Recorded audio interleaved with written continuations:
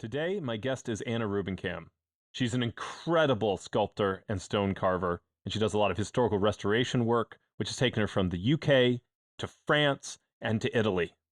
I highly recommend that you check out her Instagram or her website, annarubincam.com, to get some context for today's discussion because her work is incredible. We talk a lot about what it means to be an artist, both how people romanticize all the hard work that actually happens, and how being an artist cultivates a different way of seeing.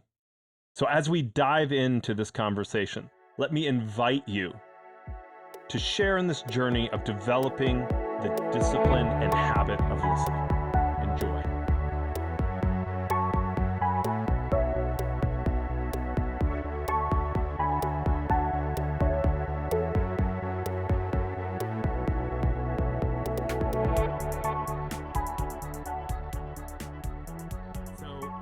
Talk about what does sculpting and stone carving really bring in terms of a unique contribution to the human experience. And full disclosure, the way that I found you is my son, I homeschool him, and so we were looking up sculpting videos, and I found the video of you on National Geographic, and I was like, one, I love the answers you gave, but also just I'm a huge fan of your work. I mean, just going through, and it's just gorgeous. And it was inspiring for him as well. I mean, he's 6, so, maybe not working with the power tools yet, but yeah, but really, really cool. So before we get into that question of that unique contribution, though, tell us a little bit about yourself, a little bit how you got interested in this. How did you get interested in stone cutting? What was that path like? I mean, it was kind of an accident. I did a history degree in Montreal and didn't really know what I wanted to do after that. And then was traveling around Europe and saw some stonemasons working on the outside of a cathedral. And I didn't really know what they were doing at the time, but I was like, that looks really cool.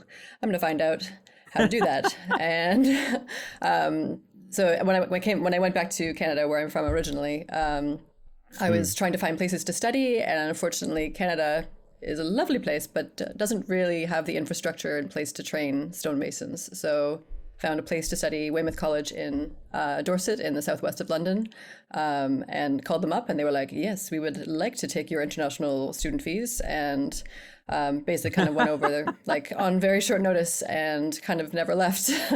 And that was, a long time ago.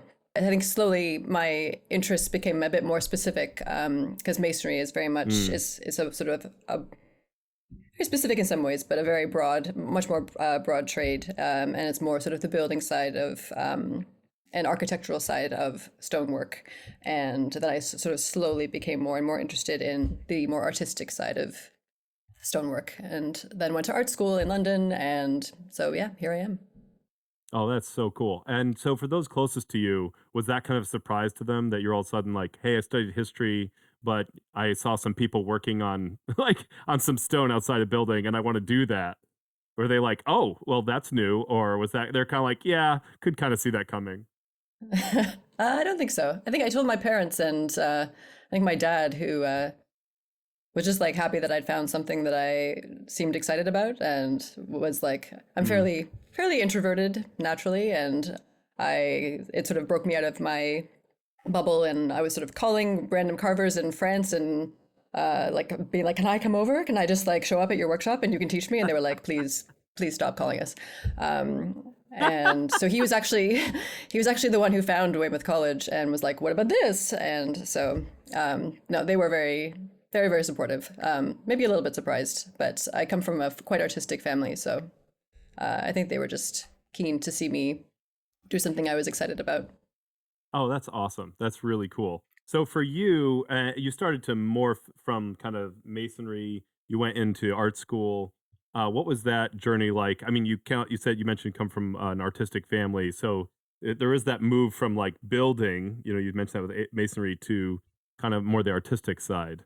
What was that journey like? You mentioned a little bit about it, but I mean, when I was a stonemason, and I did an apprenticeship, a 3-year apprenticeship with a restoration, a company that specialized mostly in restoration, and that that's generally sort of the bread and butter in the UK, at least, of sort of how stone carvers Yeah. make money. And so I'd be traveling around and staying in like tiny little towns in sort of various parts of the like Midlands and Southwest. And anytime there was any sort of fun stuff to do, they always got someone else to do it. And we were like, that looks like fun. And all we're doing is windowsills and cladding, which is very like takes skill, but is like a bit repetitive after a while. And so I was like, I would quite like to do what that other guy is doing, the guy that they hired specifically. So and then one of my friends who I trained with went to City and Guilds and said really good things about it. So I followed in his footsteps. Oh, that's awesome. Yeah, as I'm looking here, what so I'm looking, I watched the video and I'm kind of looking through your website. Is there a specific stone that you tend to work with? Or do you have a favorite when you can get to work with it? Well, in Dorset, in the southwest, where I trained, you have the Isle of Portland, which is, I think it counts as like an isthmus or a peninsula. It's like joined by a land bridge. Anyway, not important. But that is where Portland stone comes from, which is a quite fairly sort of like medium density limestone, and it's basically what was used by stonemasons and architects to rebuild London after the Great Fire. So St. Paul's Cathedral is made out of Portland, and a lot of Christopher Wren churches are made out of Portland. And it's sort of like a light gray color. It weathers really well. It takes detail really well. And so that's what I trained. That's what I learned on. And so that's sort of the main stone that I work with. Yeah. Got it. Yeah. No, and you mentioned this, and this was really fascinating to me in the National Geographic video, because even I do digital marketing for my day job, and so I see things that other people don't see, right? Like the way that people like do things on their phone, and I'm like, you have no idea how they're like manipulating you right now. But you mentioned in the National Geographic video, you described the human face and the body is this contiguous surface, right? Like that people often see like a chin and lips and nose, but it's actually you have the skin and it's this kind of continuous thing. Uh, hmm is there anything else, or even if you want to expound on that, has moving into stone cutting changed your vision of the world? I mean, it definitely. I think one of the main things that I really appreciated about going to art school. I mean, Mm, I think we all showed up and we were all different ages and had different backgrounds. There were people who were graphic designers and architects, and then people who were stonemasons like me. And I think we all just wanted to show up and be like, please give us a chisel now and like let us just do whatever we wanted. And they were like, calm down, put the chisel down. You need to go and learn how to draw first, and learn how to model in clay. You need to learn anatomy, both animal and human. You need to learn facial anatomy. You need to learn like the foundations of the forms that you're then going to try and express in stone. And I think that's like the biggest difference I noticed between people who are formally trained in stone carving and maybe people who have sort of acquired skill through other means. Um, mm. but to, leading into your question, I definitely the more anatomy I study, the more I notice it.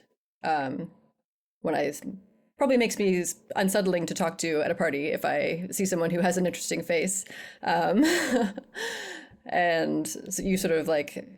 I think if you the more you model the human face or the human body, the more you sort of notice the variations in how anatomy is formed, and like even Mhm. like something like the forehead, which you think would be like pretty much the same for everybody, and it's a flat, like looks like a flat surface. Surely it's easy, Mhm. but then you try and model someone's forehead, and you realize that everyone is slightly different, and everyone's has different nodules here and different sort of ways the muscle. It's all, I mean, it's all basically the same thing, but it all sort of expresses itself differently, and that's really fascinating. Yeah, that is fascinating. And I even see it, a lot of the work on your website seems to deal with cloth. Are you kind of fascinated with contiguous surfaces like that? Do you see a connection between the way that you model cloth and the way you model human skin? Yeah, there's a definite similarity. And one of the projects I did when I was the fellow at City and Guilds was a portrait of my dad. Um, and I mean, he might not appreciate me describing it this way, but I wanted to, I won't tell him. He, Yes, fair enough. I mean, without speaking about him specifically, when people get old, their skin starts to sag. Mm, And so I wanted to do basically model and then carve a human torso, kind of in a similar way of like classical Greek and classical Roman sculpture, which is always very much a celebration of the youth and beauty, and everyone's always ripped, yeah, and yeah. all the muscles are incredibly well defined, and I've got like no body fat. And so I wanted to sort of do a bit of a play on that, and yeah, model someone who was a bit older, who wasn't necessarily overweight, but yeah, so sort of But not like David. different not David, yeah, a different, yeah, Yes. just I think, yeah. And when in sorry, this is a bit of a roundabout way, but Oh no, this is great. in in like life drawing classes, for example, when I tell people that like you'll draw naked people, they're like, "Oh, well, that must be like really uncomfortable just to have like super fit like models who come in and like ballet dancers, and that must be like really amazing." And I was like, "No, in fact, like the best people to model are people who have like interesting body shapes and a variety of body shapes, and people who have like weight distribution in a unique way, or Mm. have had like show that they've lived in their bodies." And who aren't just like perfect specimens, because that's actually quite boring to draw. Because that's how you're So taught, right? That you're taught yes, with the perfect, and so you're yeah, like, "Well, I've already done this." Yes, yeah. Oh, that's really yeah. yeah, That, I and like would some of never have thought the of it that way. the more fun. Yeah, so my Yes, dad, yeah. not a perfect body, but and yeah, one I'm not that familiar with, because we weren't a particularly naked family growing up, so I haven't seen him with a shirt off since I was a kid, and so it was an interesting exchange with him when I would go home for Mm. holidays, and he would sit and I would draw him, and then take my drawings back to the UK and model him from that. It was a yeah. And How sorry, did you that? asked about drapery. What? Um, No, no. Like, well, I mean, this is part of yeah, it. Like, because there's definitely, you seem to be fascinated with, and I could be all wet here, but like, there's a lot of cloth, and then your discussion about human skin, it seems to connect, and so that's, I mean, you talking about human skin like this, it's definitely answering my question. So, yeah, and tell me a little everything bit is about just the about cloth how side of it. like yeah, I think everything is just I'm interested in. I mean, there's obviously the trick of trying to make something that is soft and pliable look soft and pliable in a very hard material, in a hard permanent material. So there's the optical Yeah. illusion of that, which is fun. And there's also like it's nice to um, explore how gravity affects certain things. And drapery is I mean, in like Renaissance Italy, they would have, and they probably still do, because they're kind of miles ahead of us in many ways, but Italian sculptors would have people who were only they were masters of one specific type of carving. There'd be one guy who would do the hair, one guy who would do the face, and like one guy who would do the Oh drapery, and wow. that would be all he would do. And it's very much an art in itself. And I think I became really fascinated with it when I was in art school, and yeah, it kind of badgered my tutors to let me do it. Maybe against better advice of studying sort of historical ornament, which is obviously very useful. But yeah, I've always been fascinated by it, and just the way that the treatment of it in stone always looks just it always looks amazing. Yeah, and I also noticed, and this is like, okay, so I did my bachelor's in history, so that's about the extent of my sculpting knowledge. So I know that for the, classically they didn't put eyes in, right? And I noticed that you did. Is there a reason that you have decided to put eyes in? What's the thought process behind putting eyes into a statue? Well, I think historically, I'm not sure if this was across the board, uh, but I mean, I've been wrong before, so feel stone. free to correct me. No, well, I know some of them were just left. I'm not really sure.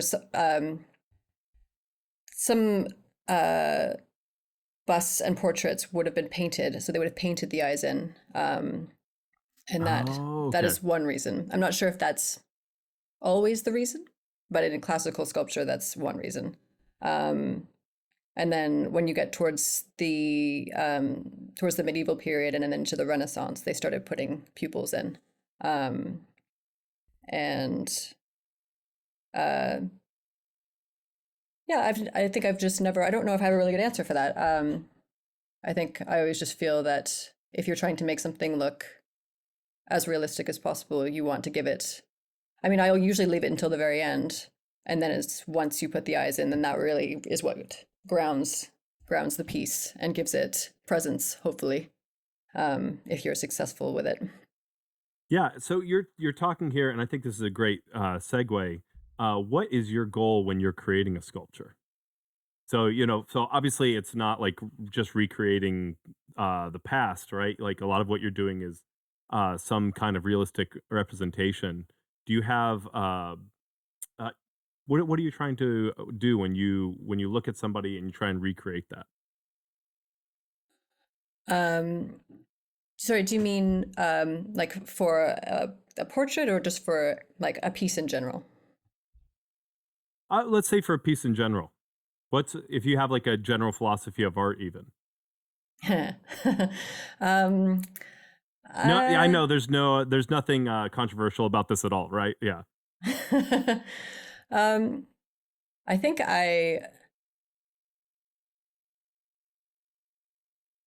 I'm always just trying to sort of question what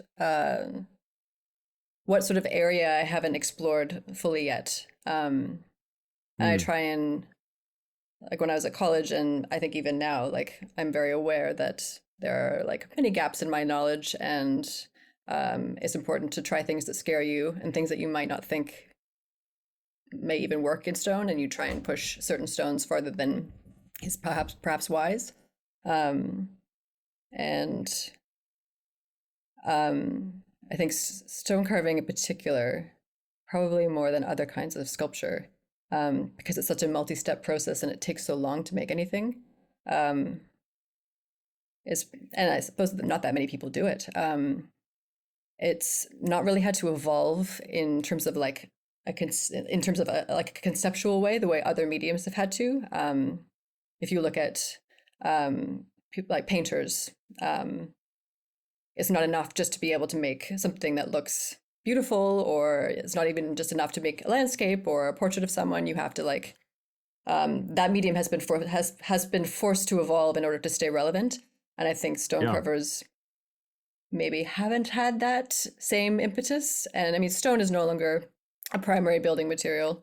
Um, and we can, like, there, especially in London, there's so many old buildings that need restoration. And so Mm, I think if I had an ethos or a motivation, it's to try and push the medium forward. It's not just about, I think a lot of, I mean, I went through this of just like when you learn how to copy something, or you learn how to carve something for the first time and you're like, haha, look, I did it. I carved a thing and it's amazing. Like, yay. Give me all the awards. And all the I think awards. we have just give me everything. You're welcome, all of you. And I think, I think for the art form to survive, because I tell Mm, so many people that I'm a stone carver, and they're like, I didn't even know that existed. Um, So I think if we want to stay relevant, then Mm. we got to keep pushing it. And it has to be about more than just like I carved a thing. It has to be something about more than that. So, what are you exploring exactly? Do you have like a name for that thing that you're exploring? Is it the medium itself? Is it some kind of connection between you and the culture? I think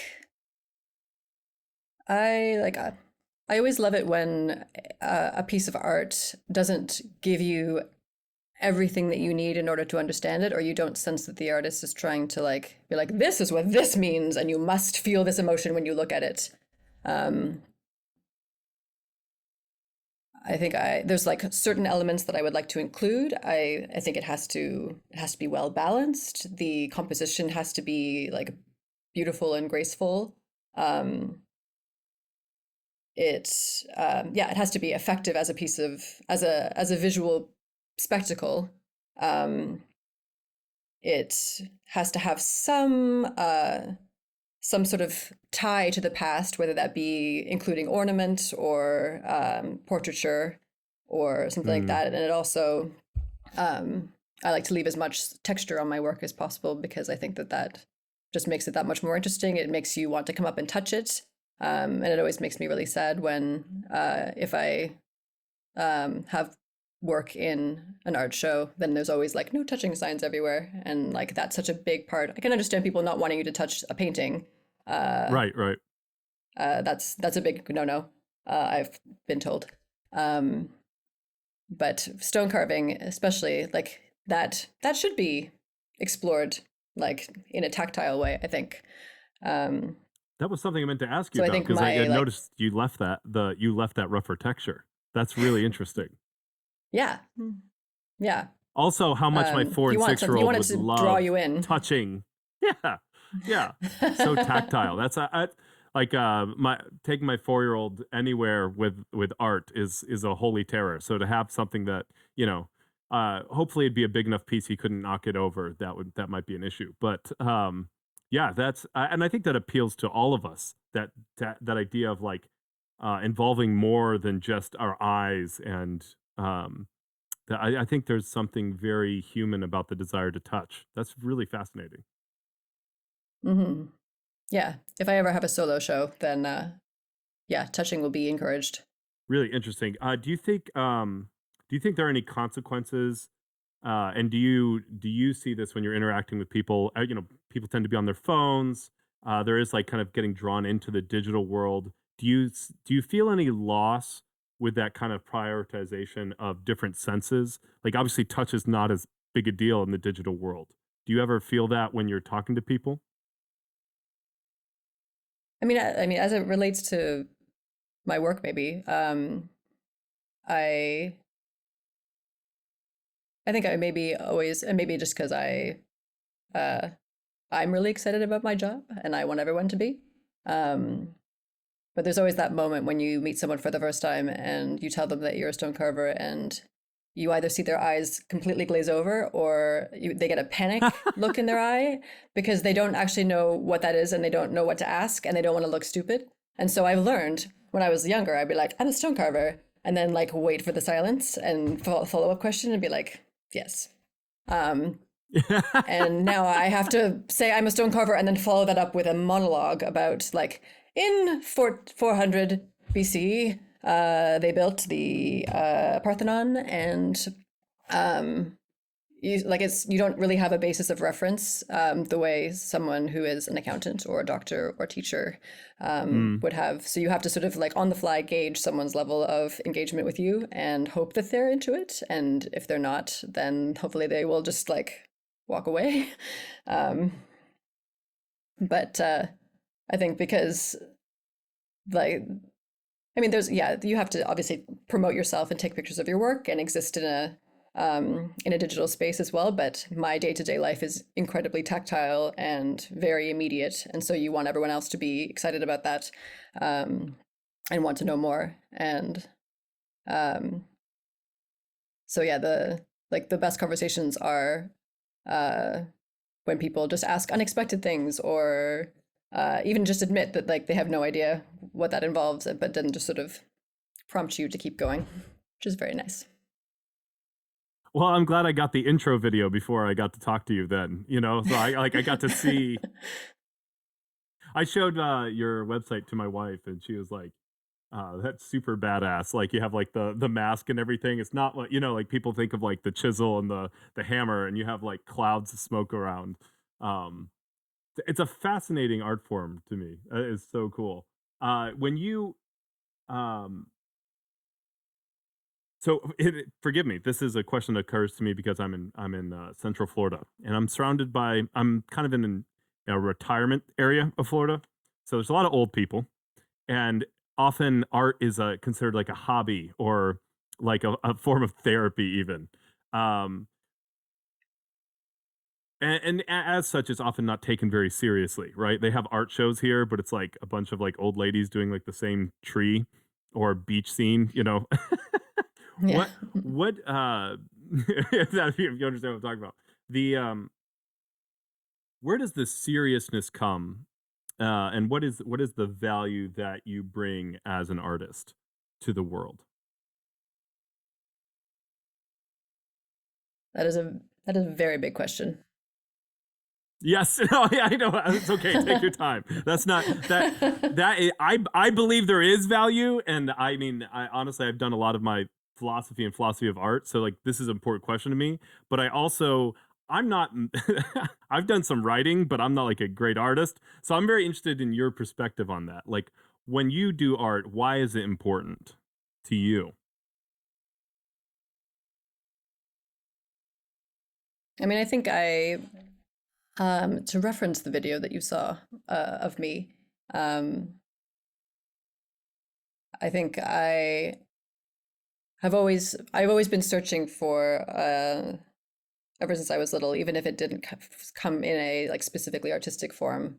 I've always like danced and acted and sang and wrote like really terrible vampire fiction when I was 13. So I've always like needed a creative outsource, like Mm, some kind of creative output. And I think when I found stone carving, mm, um, uh, I just immediately knew that that was like I needed to find some way of being able to do that. Um, and other forms of sculpture, for some reason, I mean, you have to be versatile if you want to make it as any kind of artist these days. You need to have multiple skill sets, and as a stone carver, I need to be able to. Um, I mean, I have a job coming up that will involve I'll have to go to site and take a mold of something that has become damaged, and then take the mold back to my workshop and make a cast, and then model something onto that cast. And so, given like I work in restoration quite a bit, and so each job is has its own unique problem solving ability, and you have to be able to say like, yes, I know how to do that, and I can give you the product that you've asked for.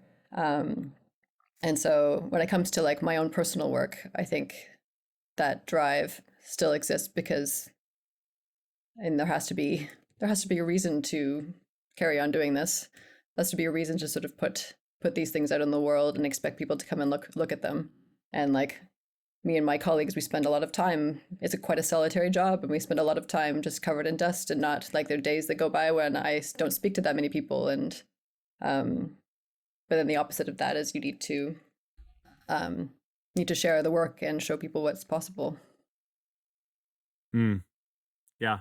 And it's such an odd pressure that everyone has to be their own marketer now. And it's kind of unfair because you really have to do two different jobs, or you have to like make it so big, which is not always under your control, right? Like someone has to like see you and pick you up to where you can hire someone to do that for you. That's very, very difficult. As a kind of person who does that for people, that's it's a lot of work. Um, Yeah. uh, And yeah, artists are and notoriously terrible at that. right, yeah, because and it's funny. I enjoy learning, and I thought I would enjoy teaching. And what I found is I am good at certain aspects of teaching, but what I'm really bad at is motivating other people to learn. Right, because I'm like, I'm like, I don't like. I'd have a kid in the back of the class who wasn't paying attention, and I'm like, I I don't get it. You know what I mean? I don't sympathize with that. And I think part of the challenge for artists right? Is you're like, people like, so what? And you're like, what do you mean, so what? It's awesome. How do you not see this? Like, it's so obvious to you why it's Yeah. beautiful. Flannery O'Connor has a really good essay on this where she kept peacocks. And she's like, there's just some people in the world, some handyman came to the farm and was just like, why do you keep these things? They're annoying, they're loud. And as he was leaving, the peacock spread its tail. And he looked at it, and she like looked at him and looked at the tail and was like waiting for that aha moment. And he was just like, yeah, I don't get it. And he just like walked off, and she's like, how do you not get it? And so there is that like, there's always been that tension between like philosophy and art of justification, when really, I mean, even if there like someone could prove without a doubt that art shouldn't exist, people would still do it. And that's why I think like it doesn't really need justification. And I've heard that argument before. I think there's something very real about that. There's something in the human spirit that requires what you do, the beauty that you create. What do people actually, let me go with this question first. You mentioned being attracted to the permanence of what you do. Uh, is there something special about the way that the stone? I mean, you mentioned even very early on in this conversation the idea of presence. Do you mind expounding on that a little bit? Yeah. I think that's one of the reasons I mean, I mentioned sort of the multi-step process that's involved in making, at least that I take in making a carving. You start with sketches and then you move into clay, and the clay is where you work out all the problems you might have with it, and in terms of composition, and if you want to change something around, it's quite easy. And we had a teacher who used to sort of come up to you and you just finished making something that you thought was amazing, and she'd just sort of like take a cheese wire and just cut the face off of it, and then tell you to start again, just to like teach you not to be precious about it. And obviously that's a horrifying moment, but it does help in terms of sort of teaching you that like if something is incorrect at that stage, you need to fix it, because you can't change it once it's in the stone. You don't want to be working that out in a permanent form. And like I get the question of a lot of like, well, what happens if you make a mistake? And you're like, well, that's it. That's the point. It's there, and you work around it, or you quit and do something else. Yeah. But like different kinds of It's a stone very have expensive different mistake. So expensive. Yeah, I think they always imagine that it's like that scene in Aladdin where they're on the magic carpet and they fly by the Sphinx and there's a guy just like chiseling the nose and it just breaks off. And I have to give like a really boring answer, which is like, actually, once you get to that stage of like fine detail, you're using like a tiny chisel, and so it's very it's very unlikely that you will make a mistake of that level. And they're never very satisfied with that. They always want to imagine that. Have you ever done that? Have you ever done that though? Have you ever made that big of a mistake? No, never. Oh, all right. So you were going to tell us about the different types of stone, though. Yes. Yeah, like the limestone that I normally work with is has a very opaque surface, and so you can sort of play around with texture and shadow, and it catches the light in a really interesting way, and can look quite austere and dramatic. And then if you work in alabaster or marble, then that diffuses the light, and so you have a completely different effect. If you did a portrait in marble versus in limestone, the marble portrait, I mean, that's why it's marble, so it's like it's always going to be amazing, and that's why all the Italian masters use it. It's also local to them, which is annoying. But when you carve something in marble, yeah, it tends to look like it glows from within and has a life of its own, which is always fascinating. And yeah, there is something. I think every stone carver, maybe every artist, goes through a sort of roller coaster as you're making a piece of work where you're like, this is the most amazing thing I've ever made, and then the next day you hate it and like want to destroy it, and then the next day is the best thing ever. And hopefully by the end, usually for me at least, I'm pretty happy with the result at the end, enough to want to show it off. And I think probably the most exciting or the most satisfying part of my job is identifying an issue, is like carving something to a state where I thought I was finished and then being like, it's not right. And then going back into it and fixing that problem and then having the desired result be like, oh, that was the issue with it. And that's I think how as you gain more skill and more years as a carver, that's how your skill manifests itself. It's not that you're just gonna like nail it every time. It's that you're able to reflect and not just carve the same thing over and over again. Because yeah, like I carved some stuff in art school that I thought was amazing at the time, and I look back on it now and I'm like, yikes. And so if I'd peaked then I wouldn't be very good at my job. Right. There's that continual growth, which is just an important part of life. Can you give a Yeah. concrete example of a piece where you've seen it, it seemed finished, and then you thought back on it? How would you change it? Like, what does that look like? What's that process? For a finished piece, Well, you met like, do you have a specific piece you can talk about where you've done that, and you've been much happier with the after result?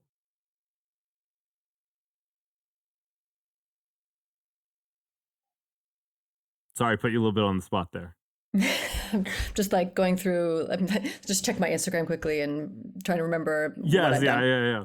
Well, if you want to talk a little bit more about the process, that's fine too. If you can't think of a specific example off the top of your head, so Well, this might be a slight deviation from your question, but the piece I finished most recently is a bust of a woman mm, with flowers growing out of her head, and I had it in my head for a little while, and like I'm like such a big fan of Salvador Dali. Like I love surrealist art. I love Francis Bacon. I love stuff that just like is a bit sort of um, slightly off-putting maybe, and um, that sort of plays with conventions and plays like has roots in classical art, and then sort of like just twists it very so slightly. So I love Salvador mm, Dali's painting "Woman with the Head of Flowers," and so I wanted to do a bit of a play on that in stone. And so I did a portrait of a young woman, and then initially just was adding like just got some artificial flowers and sort of like was like gluing them to her face and gluing the petals in various ways. And I felt that was like after a while it looked interesting, but it wasn't really getting the effect that I wanted. And mm. so I took them all off and then started looking at some of the books I have on Rococo and Baroque ornament, um, which is bananas. It's usually done in wood carving, and in wood carving, which I'm not jealous of at all. They can push wood in a way that we could never do in stone because it has the grain in it, and so you can have wood carvings that are incredibly thin and finely detailed, and so most Rococo and Baroque art ornament that's finely detailed is from Chippendale furniture or picture frames or mirror frames. And so it's sort of trying to think in that context of like trying to push stone a little bit farther. And so I ended Mm. up modeling a lot of Baroque ornament and floral designs as if they were sort of growing out of her head. And that ended up working a lot better. Um, So yeah, you so often that was find an inspiration in other forms. So something like wood carving, and you're like, okay, how can I take that? And that's part of your exploratory efforts with stone. Am I tracking with you yeah, there? for sure. Awesome. And yeah, I have a lot of friends who are wood carvers, and so I'll go and visit their workshops and sort of like um, be very excited about the kinds of work that they're doing. And some of it is just, I mean, you can't carve stone to be a millimeter thick, and you can do that with wood, which is very annoying. But I think you can definitely, it definitely inspires me to try and push stone a little bit farther. Yeah, absolutely. So kind of even going back to that intro talking about Central Florida art as therapy, as hobby. So you do art all day. What do you do to unwind? Do you do more stone carving, or do you do something else? What do you do to relax? I am involved in a local theater, a local amateur theater group, um, and it's really nerdy, but it's kind of the opposite of my job. Um, yeah, I spend some days completely alone, and it's very unglamorous and very solitary. And then you go from that to a theater space where you have to develop a completely different skill set, and be on display in a way that you're not used to.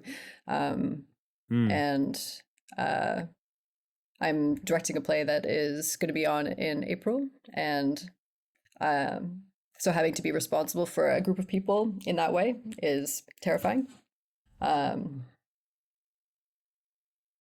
but they're both a nice complement, I think, to each other. Yeah, getting that kind of social experience versus I get, I mean, it takes hours what you do, right? And so you're alone all day, and then to be able to go out and um, definitely a much more fluid medium, acting Yeah. versus Yeah. something like stone carving. Um, you've mentioned a couple different schools of art. Is there any school of art that you find yourself? You mentioned surrealism with Salvador Dali. Uh, is there any schools of art that you tend to find yourself attracted towards, or are there any that you tend to be like, that's not really me in terms of what you try and accomplish, or do you not think in those terms? I think I just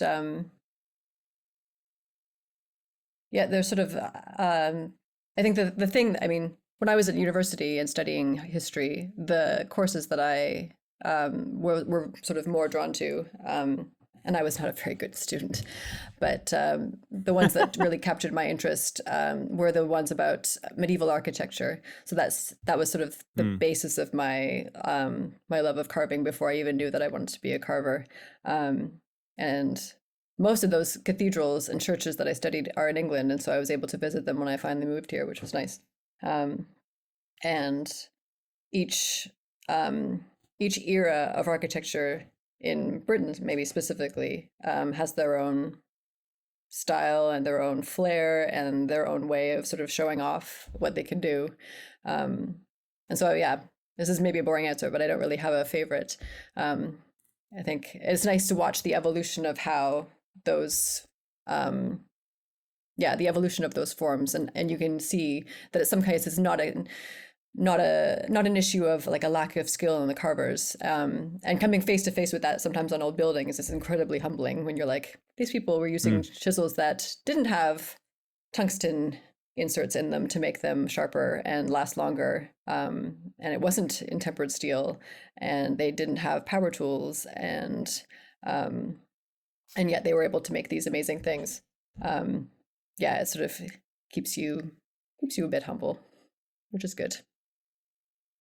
And obviously, so for you, you find inspiration kind of in a lot of different places, and even in that kind of exploratory effort, right? That's what you mentioned with Rococo, when you're trying to push the stone itself, which in some ways it seems to be you're just trying to explore the medium itself. That's an important part of this to you. You find inspiration in these different styles instead of seeing them as necessarily competing. Am I tracking with you Yeah, there? yeah. Oh, awesome. Um, so, uh, do you have when you are finishing a piece and you say normally you're happy with the result, what is kind of the standard that you have in mind? What would you say is your standard of excellence for stone carving? When do you decide like I like this piece or I don't like this piece? Is there a set of criteria? Is there a feeling that you get? I mean, it's kind of a joke among stone carvers that like it's never really done. It's it's done when the client needs it on site, and I don't know if I can describe this. I mean, they're in a sort of like a mechanical way. There, at least how I work, there's a series of steps that you take when you're finishing a piece. So or when you're even working on a piece, you'll start with a block, and you will rough it out. So you will you'll find all the high points on the sculpture and slowly work your way around and not go into detail. I think a lot of people think that when you carve something, you basically start, like if you're carving a head, you start with the nose and like make the perfect nose and then like work your way. It would be like it was coming out of water. But you work the whole thing and it looks like a marshmallow forever. And I've had to get a lot better at sharing process shots of my work, and like not be scared that people are going to be like, that looks like crap. Because it sort of demystifies the process. It's not finished. Stop yelling at me. And sort of once it goes past, you sort of slowly refine it and refine it and refine it. And you always leave, you always try and work over it in a uniform way, so that you don't have any surprises and you don't run out of stone in certain areas. And you don't just glue things bits back on sometimes. Yeah. Well, yeah, sometimes. And then the final stage is undercutting. So if you're carving ornament, or any kind of sort of decorative feature, then if you're carving flowers, for instance, you'll carve the entire flower, and then at the end you'll carve underneath the leaves and then underneath the petals to give the shadow real definition. And that's usually the last stage. And so that's a fairly good gauge of whether or not a piece is done. And you mentioned, we've touched on this a couple times, you say, I'm a stone carver, and people give you this look like, I don't know how to handle this, right? That's pretend. That's a pretend job. Yes. Oh, that's sorry. That's a funny answer. Do you ever say that to people? Like, I have a pretend job, just. Oh yeah. Just like I'm a stone. Yeah, it's just yeah. No. What are some of the funniest responses you've had to I'm a stone carver, and what are some of the most basic misconceptions people have about stone carving in general? Like if you could put out into the world and correct a few things that people just get wrong all the time, so that you could just be like, just listen to this part and then you'll understand, please don't ask me that, what would those things be? I mean, I think probably the biggest one is if people don't know what to ask, then they'll focus on the risk that you take when you're carving something permanent. So they'll concentrate on the mistake and like the potential for mistakes and oh, I couldn't do that. You're like, well, it's probably good that you weren't doing that, but and I mean, it's like any question is a welcome question. I think people tend to think that it's a much more romantic job than it actually is. They sort of imagine, I've gotten this, people sort of always mention I think it's a quote that usually gets attributed to Michelangelo although I've heard it attributed to someone's like grandpa before as well. Where like you don't carve an angel, you just take away all the stone that's not the angel and then you free it from the stone. And I think he didn't say that because that's silly. And if he did say that, I can almost imagine that he was just kind of tired of people like coming into his workshop and asking him questions. So he just was like, I don't know, I just whatever, please leave. So I think, yeah, they sort of imagine that it's just like this sort of wild expression of creativity, and where arms are sort of windmilling at incredible speeds, and we're all just crying the whole time. And it's the reality of it is quite, it takes a long time. It's quite boring sometimes. It's quite repetitive. It's physically very demanding. and sometimes less appreciated than you would like. And yeah, I think it's always nice to have people visit and actually see my workshop and see like the tools that I use, and the modeling stands and the old clay models and the casts that we have, and like work in progress. It's always nice to see, just to sort of demystify it a bit and make it a bit more accessible. Yeah, it's funny because the National Geographic video has lots of shots with you looking pristine with like a little chisel going like this. And then right near the end, it just shows you with the mask and all the billows of smoke as you're using a power tool. And I was like, I have a feeling it looks like that a lot more than just like always just you like stepping back and like doing little like Yeah. ticks with the chisel, right? Like, I mean, I'm sure that's part of it too, but like people tend to think of it as like, yeah, you're just weeping in joy as you like gently tap away at the statue, and it's just that Yeah. kind of romantic view of like what artistry is, right? Yeah. And I had some student filmmakers come to the workshop to visit who wanted to use the space as a sort of backdrop for a film they were doing, and they were very very disappointed because I think they really wanted to be like, so like if you break up with someone, do you just then like hate carve about the breakup for like months afterwards and like carve effigies of them? And I was like, I'm really sorry. I felt very disappointing to them. And then after I got an email from them being like, we've decided not to film our film at your studio. And I was like, okay, that's fine. I'm gonna put my They dust did mask not back actually on. say hate carved. Did they actually say hate carved? Not specifically. It was definitely implied. I was like, I'm sensing what you want from me, and I can't give it to you. I can't. I That's can't not how it lie. happens. Oh No. man, that is so funny. Um, so trying to avoid that that romanticized view of what you do.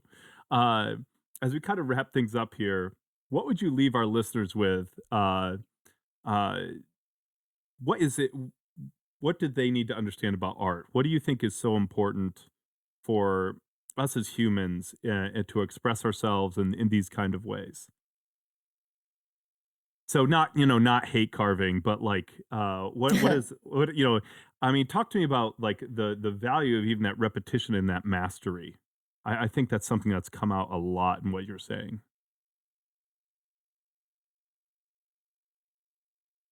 Well, I was listening to a previous episode that you did with who's Harry. Maitland, yes. Is it Well, Harry I Maitland? can't, Yeah, when he I was won't talking pretend about I say it right because it's like Hardy Maitland. I can't. Harry Maitland. Yeah.